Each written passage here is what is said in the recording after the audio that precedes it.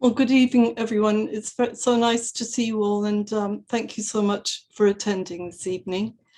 I'm just going to start with a quotation, which I'm going to use a dramatic voice to give, just to kind of get things going, set the ball rolling. Oh, what a tangled web we weave when first we practice to deceive.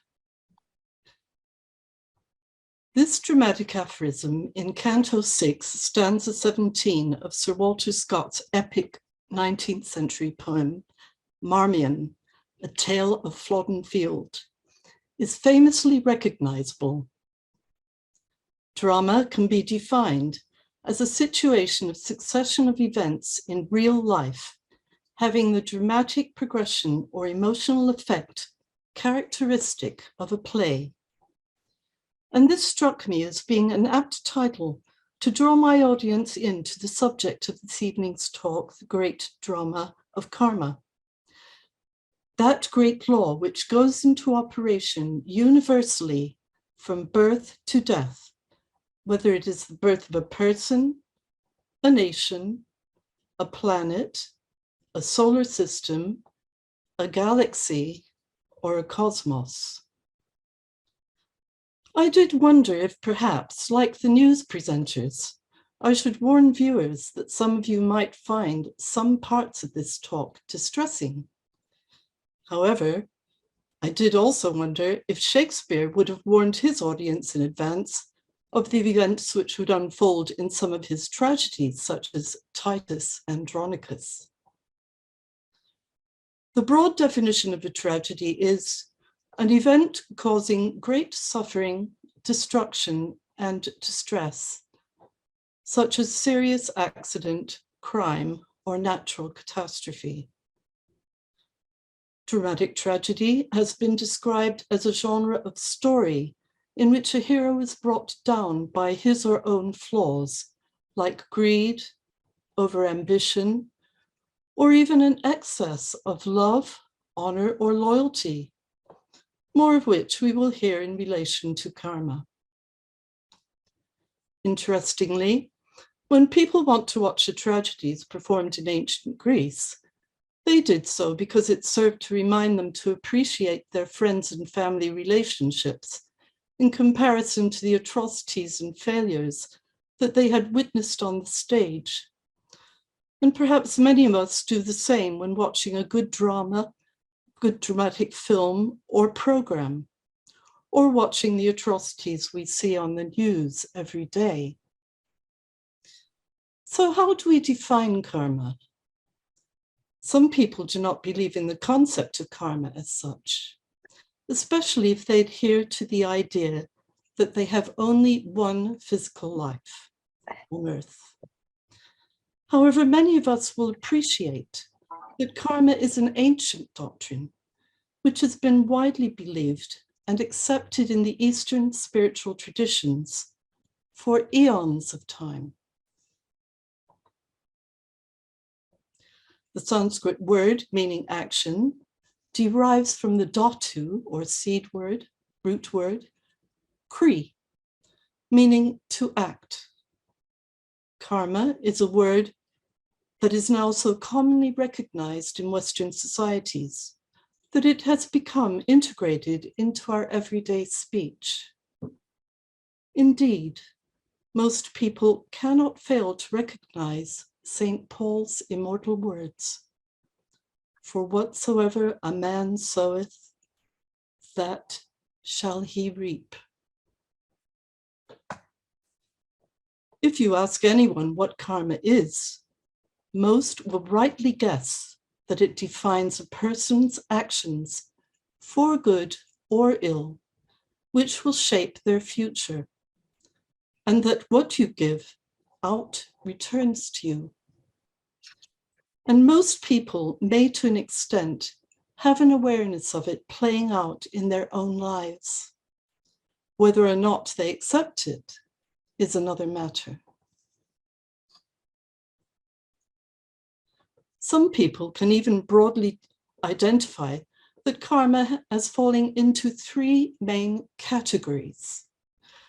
The categories are distinct from the types of karma, which we will come to later on. These three categories are meritful action, karma that gives you merits; demeritful action, karma that gives demerits; and mixed action, karma that gives mixed results. Gold stars, silver stars, black marks, prizes and bonuses, etc. We all recognize these because either we got them from our parents and teachers, which has proved to be one of the best ways of training children into the way in which they should go, or we give or gave them out ourselves to children, students, or employees, etc. However, most of us struggle at times to understand how this so-called fickle finger of fate can destroy the lives of merited individuals who do not seem to deserve it when they suffer a bad outcome, and vice versa. Additionally, there is a fourth category, which may not always be so obvious, which is neutral action. That is, karma that gives neutral results. And that we'll speak of more later. Helena Petrovna Blavatsky describes karma as that law of readjustment which ever tends to restore equilibrium in the physical and broken harmony in the moral world. It always acts to restore harmony and preserve the balance of equilibrium, in virtue of which the universe exists. Most fortunately, most knowledge on this great doctrine has been revealed through the ages by the great masters and seers of the ancient wisdom, which has then been passed down through the channels of many erudite pundits and spiritually minded individuals who have adhered to their teachings and shared their own studies and reflections on the doctrine of karma with us. So this evening we will probe more deeply into the actual concept of karma and relate it directly to our own lives as we ourselves enact them while they play out on earth. We can begin by asking ourselves the question of whether or not we have a real appreciation and understanding of just how karma works. Here we go again. Madame Helena Petrovna Blavatsky, the co-founder of the Theosophical Society, known as HPB, wrote in her magnus opus, The Secret Doctrine, in this profound description, in one brief statement of how it all begins. At the first flutter of renascent life, Swabhavat, the mutable radiance of the immutable darkness, unconscious in eternity, passes at every new rebirth of cosmos from an inactive state into one of intense activity, that it differentiates and then begins its work through that differentiation. This work is karma. She also describes the way in which the cycles of the universe are no less involved with this production than we are. As I read this beautifully intricate passage from HPB on the nature of how this works, it is as well to allow the words to penetrate without trying to grasp at them, so as best to receive the essence of their meaning. And here we go. The cycles are also subservient to the effects produced by this activity.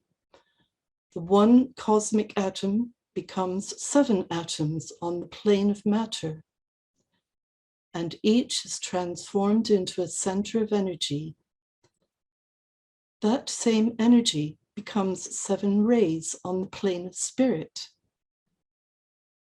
And the 7 creative forces of nature, radiating from the root essence, follow one the right, the other the left path, separating till the end of the kalpa, which is an age, and yet are in close embrace. What unites them? Karma. The atoms which emanated from the central point emanate in their turn new centers of energy, which under the potential breath of Fohat begin their work from within without and multiply other minor centers. These, in the course of evolution and involution, form in their turn the roots or developing causes of new effects, from worlds and man-bearing globes down to the genre, species, and classes of all the 7 kingdoms, of the Dion Shohans and all the invisible beings, the 7 centers and their direct emanations, the minor centers of energy, are the direct reflex of the one light. Yet men are far removed from these, since the whole of the visible cosmos consists of self-produced beings, the creatures of karma. She continues, as our planet revolves once every year around the sun, and at the same time turns once in every 24 hours upon its own axis, thus traveling minor circles within a larger one, so is the work of the smaller cycles periods are accompanied and recommenced within the great Saros.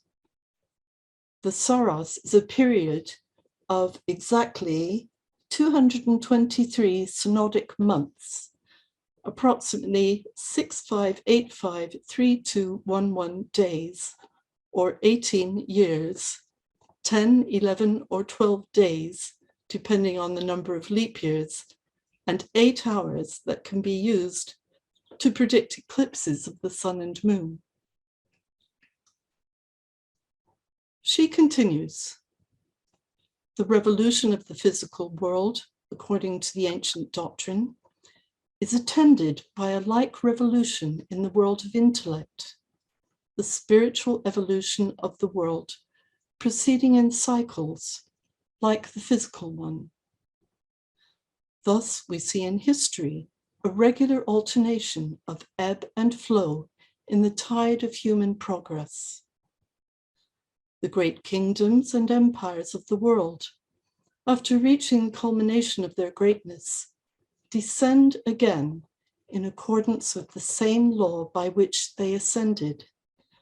All having reached the lowest point, humanity reasserts itself, and mounting up once more, the height of its attainment being by this law of ascending progression by cycles, somewhat higher than the point from which it had before descended.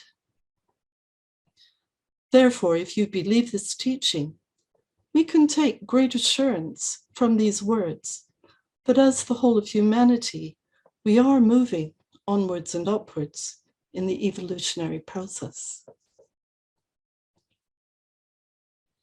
In the chapter on karma in the Key to Theosophy, HPB stresses, however, that though karma is itself unknowable, its action is perceivable, and that we do not know its ultimate cause.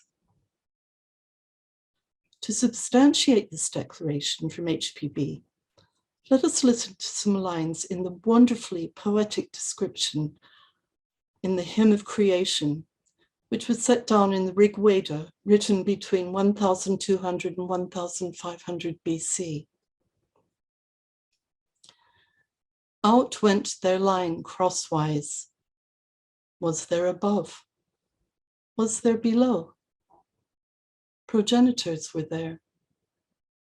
Powers to magnify were there. From below, pure potency for self-birth.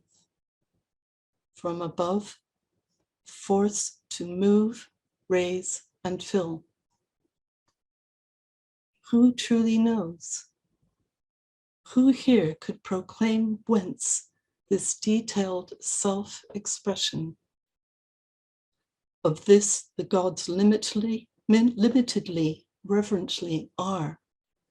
In virtue, this flowing utterance. Now, who knows whence it came? Whence this detailed self-radiance came?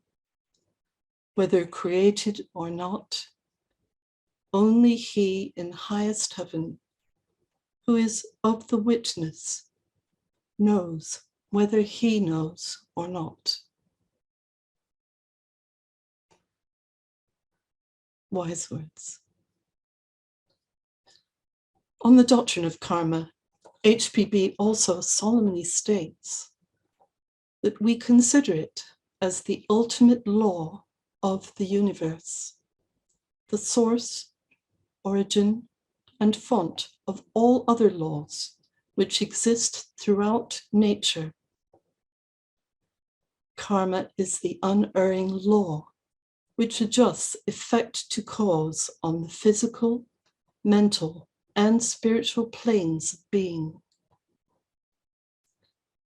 As no cause remains without its due effect from greatest to least, from a cosmic disturbance down to the movement of your hand, and as like produces like, karma is that unseen and unknown law which adjusts wisely, intelligently, and equitably each effect to its cause, tracing the latter back to the producer.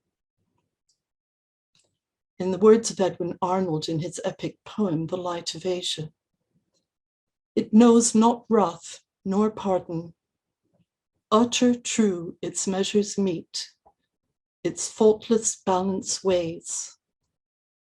Times are as naught, tomorrow it will judge, on after many days.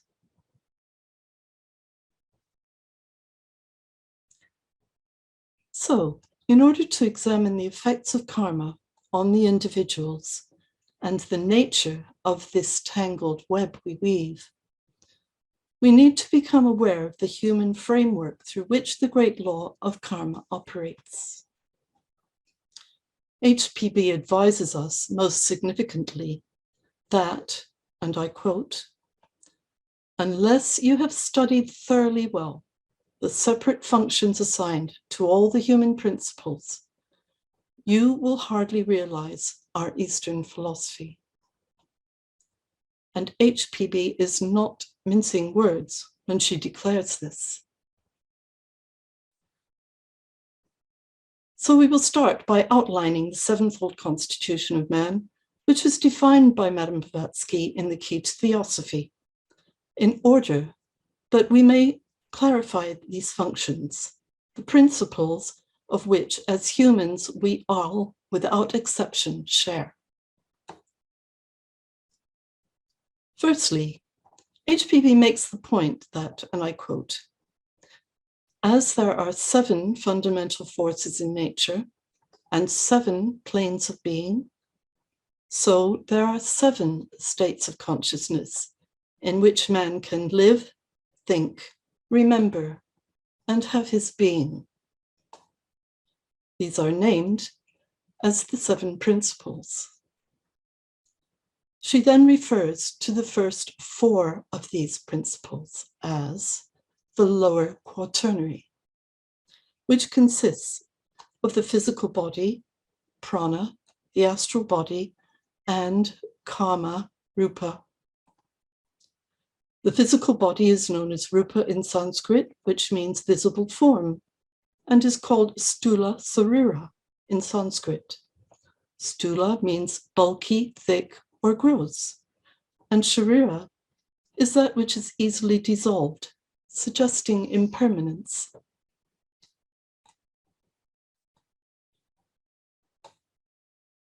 Prana, or vital principle, is the life force that permeates and animates the other lower principles, including the functions that operate through the physical brain. Prana in Sanskrit means breath or vital air.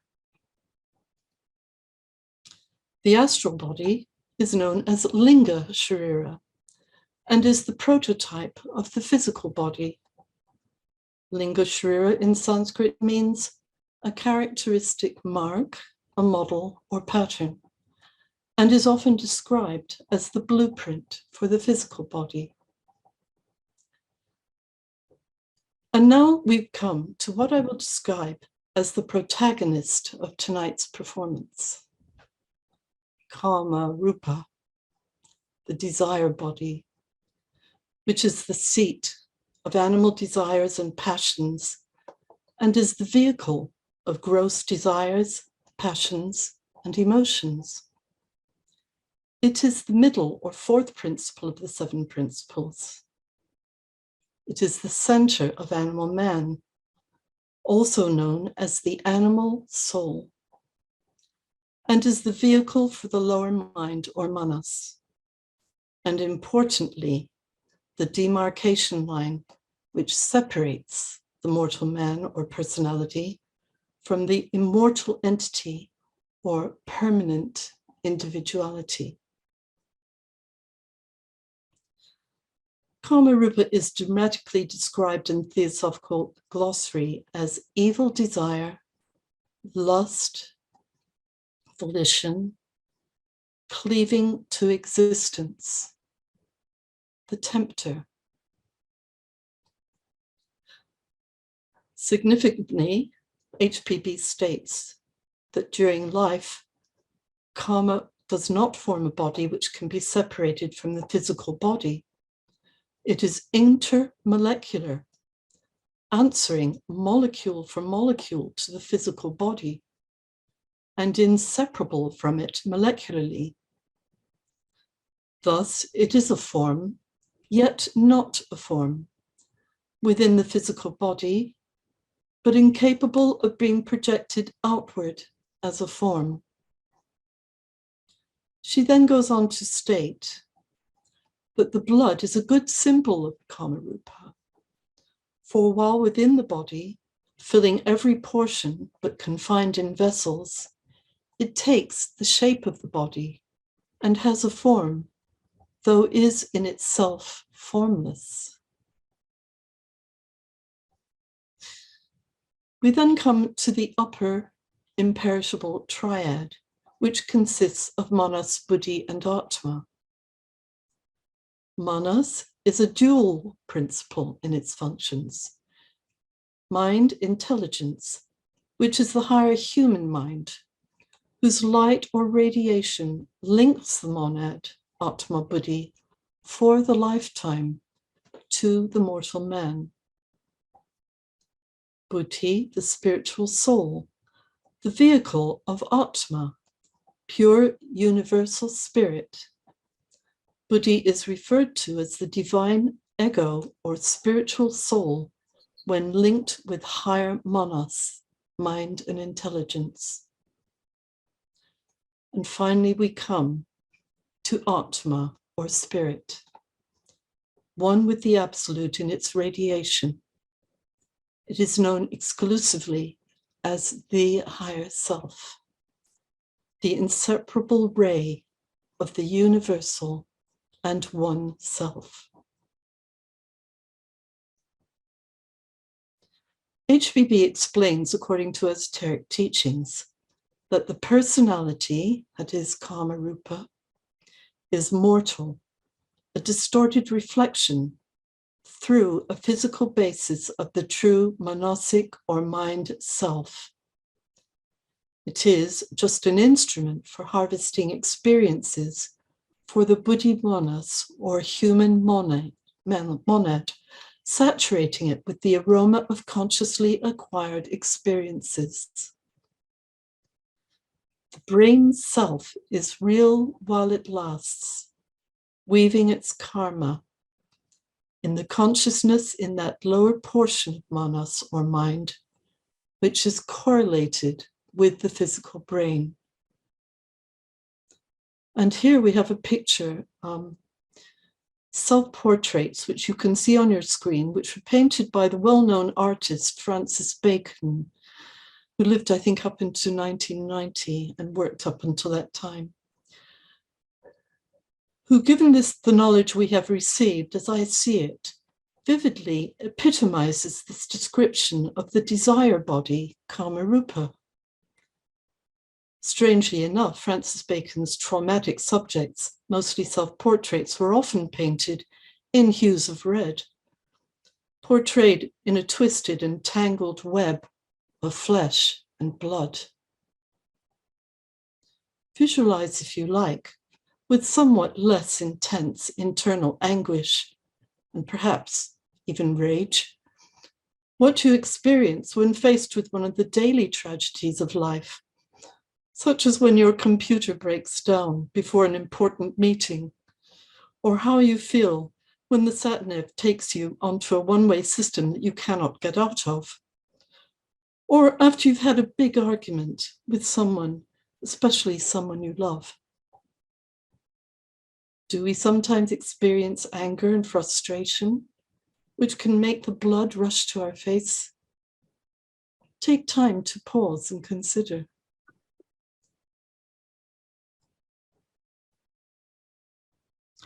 This is why we gradually start to recognize that the lower manas is enslaved by the personal desires, preferences, whims, likes, dislikes, and appetites in the bloodstream storehouse of the Kamarupa, seeking and ever finding its satisfaction and expression through the physical body. HBB explains, according to esoteric teachings, that the personality is mortal, distorted reflection through a physical basis of the true manasic or mind self. It is just an instrument for harvesting experiences for the buddhi manas or human monad, saturating it with the aroma of consciously acquired experiences. However, the brain self is real while it lasts, weaving its karma in the consciousness in that lower portion of manas or mind, which is correlated with the physical brain. She emphatically warns us, and this is a pivotal statement, that the future state and karmic destiny of man depend on whether manas gravitates more downward to Kamarupa, the seat of the animal passions, or upward to buddhi, the spiritual ego.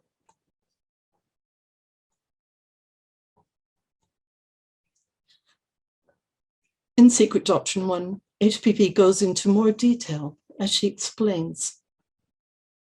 When Buddhism teaches that karma is that moral kernel of any being which alone survives death and continues its transmigration or reincarnation, it simply means that there remains naught after each personality, but the causes produced by it. Causes which are undying, which cannot be eliminated from the universe until replaced by their legitimate effects and wiped out by them.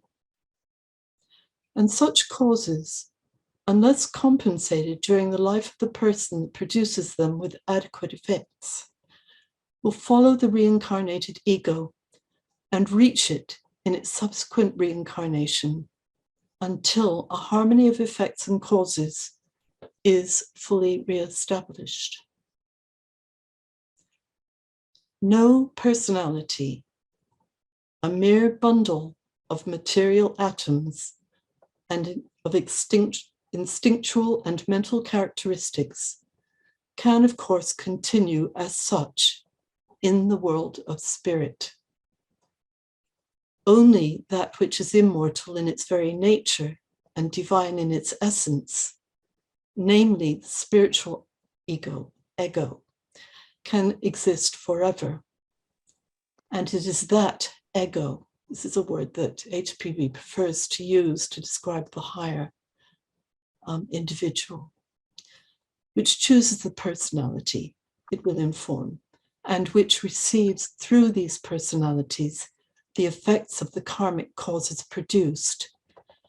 It is therefore the spiritual ego, which is the moral kernel referred to, and embodied karma, which alone survives death.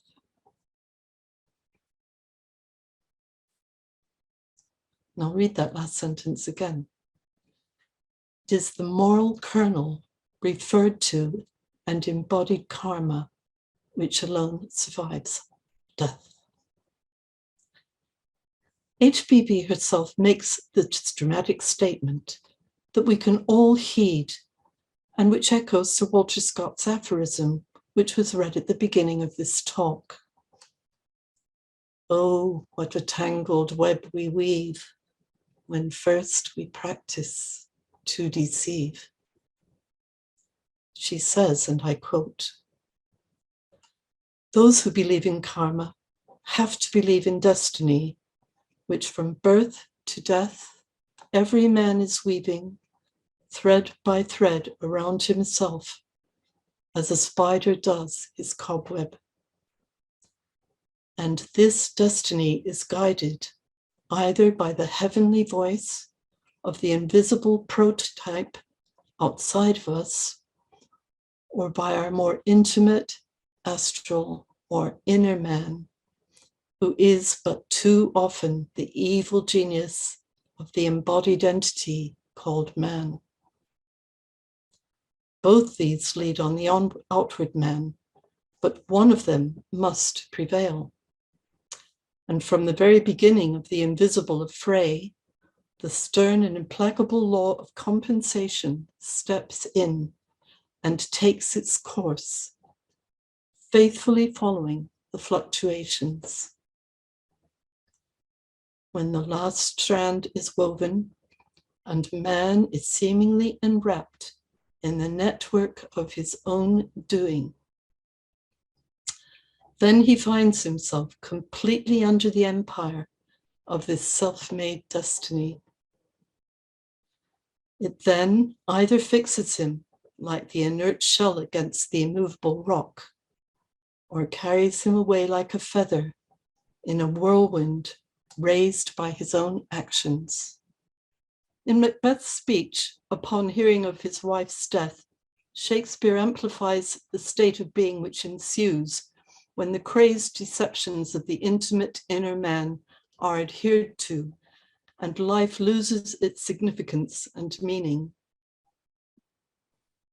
Tomorrow and tomorrow and tomorrow creeps in this petty pace from day to day to the last syllable of recorded time. And all our yesterdays have lighted fools the way to dusty death. Out, out, brief candle. Life's but a walking shadow, a poor player that struts and frets his hours upon the stage and then is heard no more. It is a tale told by an idiot, full of sound and fury, signifying nothing." Can these not be said to be some of Shakespeare's most chilling words? Yet can they not also act as a wake-up call as they describe man's state of being when allowed to shrink down to nothing as the result of living solely to meet his own selfish ends?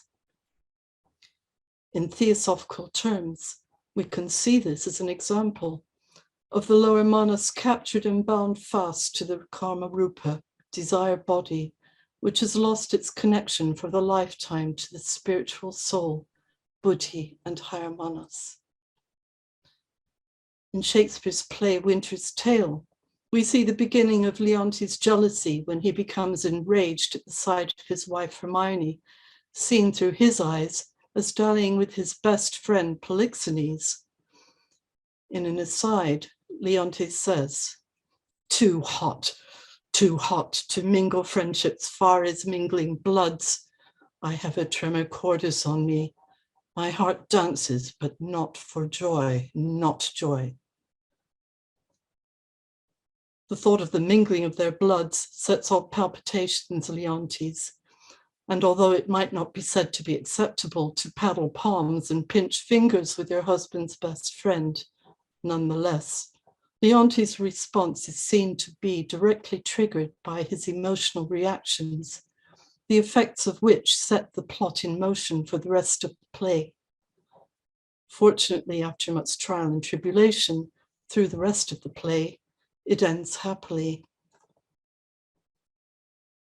So most significantly, how do we begin to counteract action and reaction as we strut and fret our hours upon this stage of life? In Secret Doctrine 2, we are introduced to the concept of altruism as a means to dispel the selfishness, which can lead us further and further away from the truth, when HPB stresses that karma is the effect of an act produced egotistically when the great law of harmony depends on altruism. As otherwise, when an act is carried out for the benefit of the lower ego, rather than for the sake of the great law of harmony, the sake of all, the great law of harmony is disturbed and the effect of the act is set into motion. Returning to the key, HPP says that we are all going through the same process when she points out that every human being is the bearer or vehicle of an ego coeval with every other ego, because all egos are of the same essence and belong to the primeval emanation from one universal infinite ego. And this is the part of the talk where karma may appear to become slightly complicated. So I'll now begin by taking you through the 4 types of karma we experience as we pass through our myriad lives which affect us. 4 types of karma, as described in Professor P. Pavri's book. He was also a theosophist, entitled Theosophy Explained. Sanchita, meaning heaped together, a collection of all karmas, the sum total of all past actions, known and unknown. You can imagine it as being a big sack, if you like, full of rotten potatoes, perhaps. Prarabdha, the current effects of past actions, which appear as fate or destiny.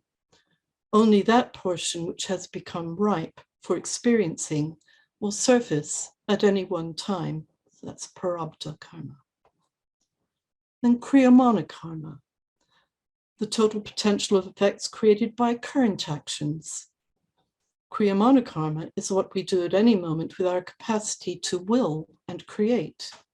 It is our free will, Purustartha. And then Agama karma, new actions that you contemplate as a result of insight, which represent your capacity to envisage future actions and whether you choose to implement them. From this, we can see that fate is the expression of Sanchita and Prarabdha karmas, and free will is the expression of Kriyamana and Agama karma, which eternally evolves with the passage of time and from the axle upon which the great wheel of karma turns. Transformation can only occur when the Agama and Kriyamana karmas neutralize the Sanchita and its currently materializing Prarabdha karma with the aid of Purustartha.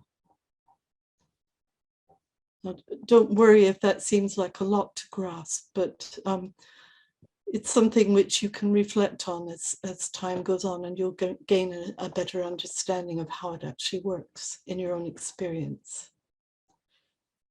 There are also 3 degrees of intensity which may apply to one, many, or all areas of our life. These are dridha, fixed karma, dridha, adridha, fixed and non-fixed karma, and adridha, non-fixed karma. Dridha karmas are fixed because they are so difficult to change that they are practically non-changeable due to the intensity of their causes. Dridha adridha karmas can be changed through the effort of free will, where effort is required. And adridha karmas are more easily altered. The professor then explains how these different types of karma works. Man pits his force against that of a ball thrown toward him. If it is a cannonball that is discharged, he cannot catch it or prevent its action. That is dridha prarabdha, fixed karma surfacing in this life. Cricket ball that can be caught with great effort, or at least the direction of the motion altered, that is dridha adridha prarabdha, fixed and non-fixed karma surfacing in this life. A light rubber ball caught with very little effort typifies adridha prarabdha, non-fixed karma surfacing in this life. We tend to only come across a few cannonballs of destiny in life, but many cricket and rubber balls, and should therefore exert the full force of our free will against evil karma. The professor points out that the effort diminishes the karmic force for the future, and that one creates good kriyamana, that is, current karmas, by the effort one makes. And effort is the key word here. Thus, working with free will, but under conditions that he has created by his past thought nature, desire nature, and physical nature, he can mold his karma and make his future destiny. He adds that concentrated efforts, known in Sanskrit as upayas, will act as well-planted seeds whose crop of desired results will be reaped during a future incarnation. Professor Pavri then advises, the bulk of the karma of an ordinary man may be classed as dridha. He has not much will and therefore accepts the ruling of external circumstances which are due to his past actions. All the events of his life could be foretold in considerable detail from his horoscope, which is not the case of a man of strong will who has great power over his circumstances owing to the force of his free will. HPB then states that it is not, therefore, karma that rewards or punishes, but it is we who reward or punish ourselves according to whether we work with, through, and along with nature, abiding by the laws on which that harmony depends, or break them. With right knowledge, or at any rate with a confident conviction that our neighbors will no more work to hurt us than we would think of harming them, 2/3 of the world's evil would vanish into thin air. 2/3. Were no man to hurt his brother, karma nemesis would have neither cause to work for, nor weapons to act through. This state will last till man's spiritual intuitions are fully opened, which will not happen before we cast off our thick coats of matter until we begin acting within, instead of ever following impulses from without, namely, those produced by our physical senses and gross selfish body. Until then, the only palliative to the evils of life is union and harmony, a brotherhood in actu, and altruism not simply in name, The suppression of one single bad cause will suppress not one, but a variety of effects. And if a brotherhood, or even a number of brotherhoods, may not be able to prevent nations from occasionally cutting each other's throats, still, unity in thought and action, and philosophical research into the mysteries of being will always prevent some from creating additional causes in a world already full of so much woe and evil.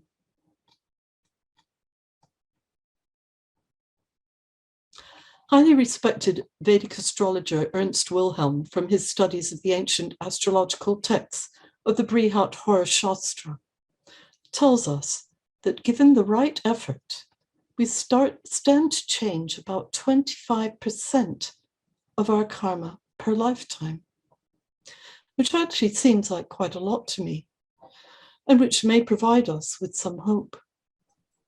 So let us now further examine what karma is in relation to our essentially and highly significant free will. Greatly respected and eminent Vedic astrologer Victor Kara has this to say on karma and free will. The causeless cause which sets in chain of events into motion is not the effect of any other cause. In this sense, it can be called free will just by its very nature. But a misunderstanding arises when this free is taken to be that without boundaries. Therefore, if we say, do we not have limitless ability to initiate any actions because we have limitless free will?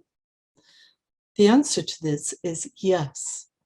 But whatever situations we will have to face in the future are the consequences of all the causes and effects that we have already initiated and set into motion in the past.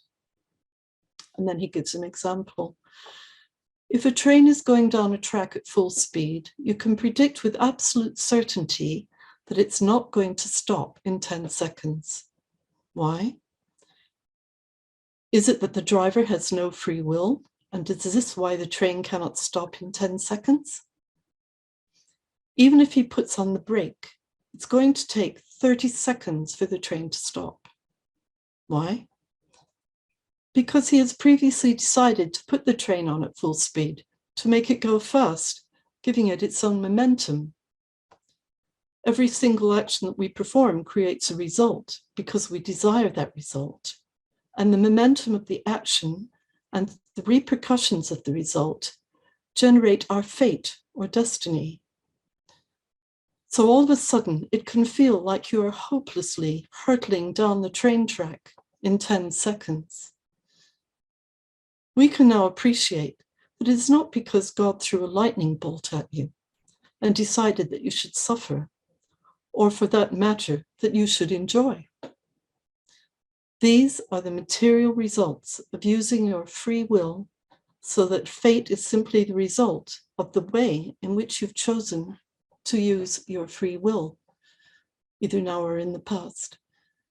He then points out, karma advises us to be mindful and to act in such a way that this momentum slows down, so that you become less involved in selfish activities which bring their results. It advises you to exercise your willpower, to make wise decisions, and direct yourself to goals which are beneficial to the others rather than just to yourself. If this seems like a tall order, he then offers us some encouragement. 86,400 seconds are deposited in our life counts every day. So we have a fresh opportunity each and every day to invest our time wisely. We are given a new opportunity every day to choose to grow and evolve, to improve as people.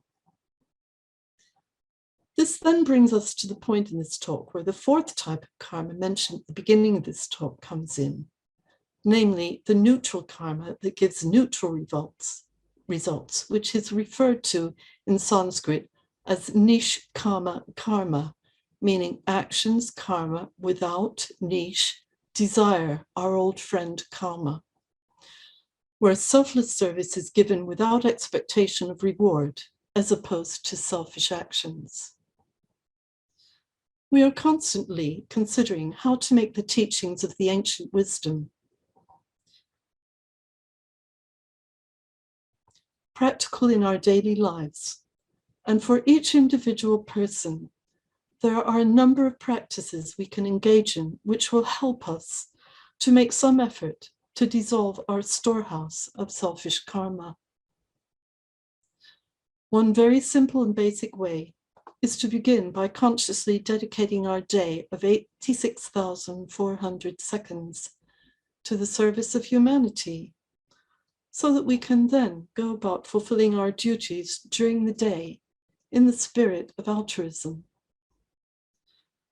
But the paramount practice, which will play a key role in neutralizing our individual karma and our group karma, and even our global karma, is by following the example of others, by setting aside even a brief period for the daily practice of meditation. This is done by bringing the body to rest, then the lower mind and desire body into alignment with the higher manas and buddhi, by allowing the thoughts and desires to just come and go, and thereby loosen their grip. This practice will naturally begin to neutralize the appetites and desires of the kama rupa, the desire body, and dissolve them. Meditation is so important in this respect that if you find it to be difficult, seek guidance or watch videos and read books on meditation to give you direction and balance. The importance of keeping good company with others on the spiritual path is also key in this work. If we don't already belong to one, we can join satsangas and study groups, of which the Theosophical Society, along with others, has many. By maintaining contact with other human beings with the aim of establishing unity of purpose, it will help to dissolve the false notions of thinking that we are very much on our own when undertaking spiritual work. And it is through making these efforts that we may reduce our karmic load and begin to effect inner transformation. In conclusion, I will now read some extracts from online Yogapedia, defining and explaining the meaning of satsang. Traditionally, satsang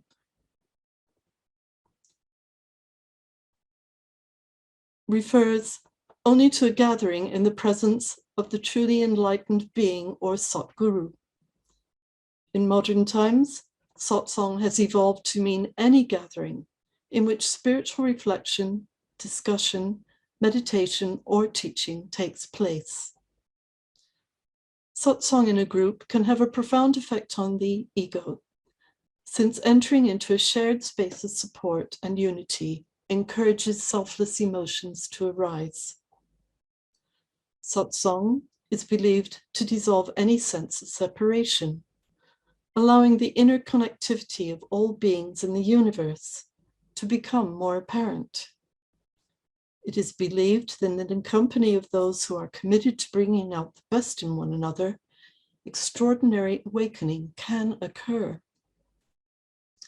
Satsang can also be practiced alone by cultivating truth with one's inner self or remaining centered on thoughts of the divine.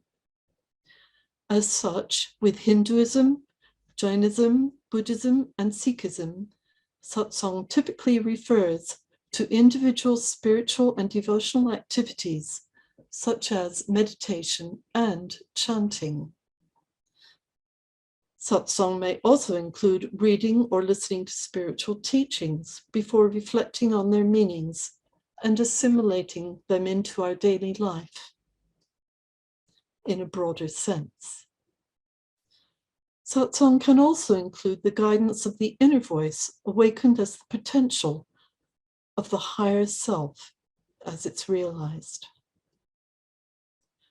Satsang is an aid on the yogic path to make liberation from suffering and the cycle of death and rebirth. It helps to remove the negative thoughts, material attachments, and mental obstacles that block the path. As such, satsang helps to keep people engaged in spiritually centered thoughts and to maintain focus on their spiritual path. And if any of you would like to attend the summer school that we have this summer, which comes up in August, I think it starts on August the 10th to the 13th, that would be an ideal opportunity to practice and join in with satsang. So that's just a plug, a little advertisement there for a moment.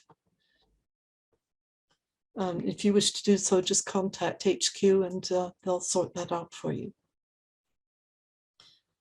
So I'd like to finish the talk this evening just with a positive affirmation, which can be recited daily, and I'm sure many of you know it already, but it's very profound and very strong. And it will help to strengthen our resolve to reduce the negative effects of this thing we called karma. So if you just fall quiet, and I'll read the words to you. Lead me from untruth to truth. Lead me from darkness to light. Lead me from death to immortality.